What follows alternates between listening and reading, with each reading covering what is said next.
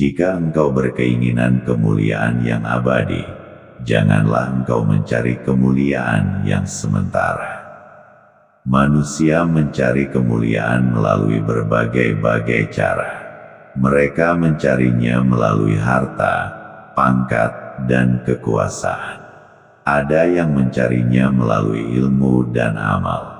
Ada yang mencarinya melalui wajah yang cantik dan suara yang merdu.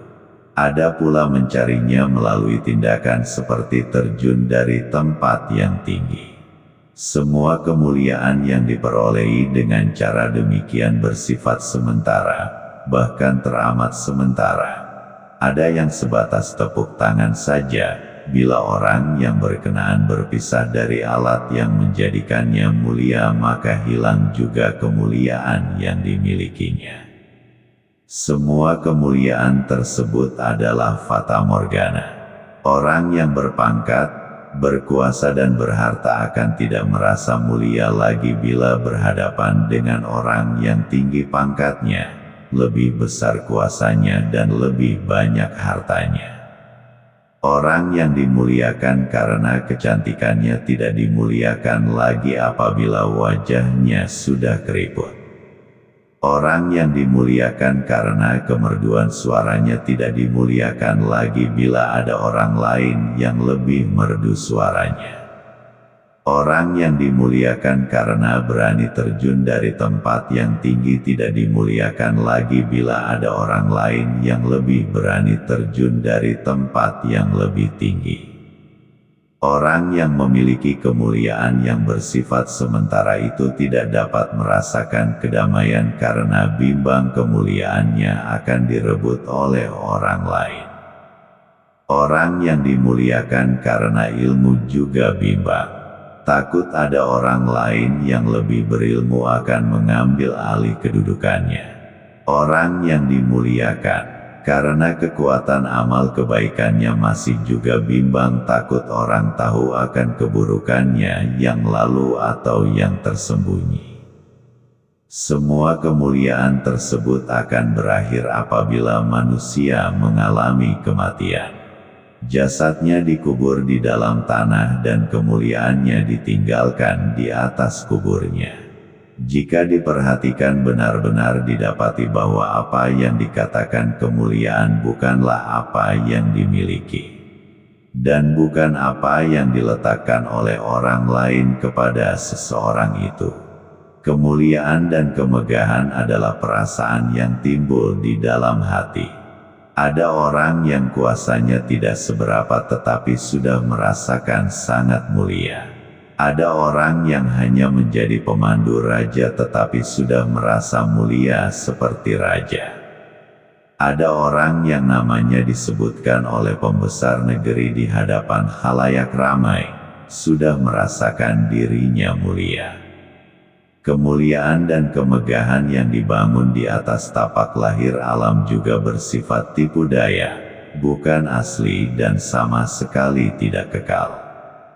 Kemuliaan dan kemegahan yang demikian hanyalah sangkaan. Tidaklah patut mereka orang-orang munafik mencari kekuatan dan kemuliaan di sisi orang-orang kafir itu. Karena sesungguhnya kekuatan dan kemuliaan itu ialah milik Allah, diberikannya kepada sesiapa yang dikehendakinya. Ayat 139, Surah An-Nisa. Hanya Allah Subhanahu wa Ta'ala yang memiliki kemuliaan. Tidak ada satupun makhluk yang dapat mewujudkan kemuliaan. Apa yang dicipta oleh makhluk hanyalah gambaran yang menurut sangkaan. Kemuliaan sejati hanya bisa didapat dari Allah Subhanahu wa Ta'ala. Jalannya adalah dengan mengambil perhatian kepada aspek batin yang bersangkutan dengan ketuhanan. Hamba Allah Subhanahu wa Ta'ala yang tidak tertipu oleh lahirnya alam, akan terus berpegang pada aspek batinnya yang memberi peringatan dan petunjuk. Mereka bersabar dalam menempuh gelombang takdir ilahi sehingga mereka terdampar di pantai keridhaan ilahi. Di sana dipakaikan kepada mereka pakaian kemuliaan, yaitu tauhid yang benar. Tauhidlah kemuliaan yang sejati dan abadi. Tauhid mengajarkan hanya Allah Subhanahu wa Ta'ala yang Maha Esa, Maha Mulia, tidak yang lain.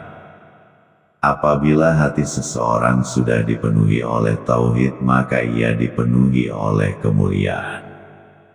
Kemuliaan yang dipancarkan oleh tauhid tidak akan rusak binasa.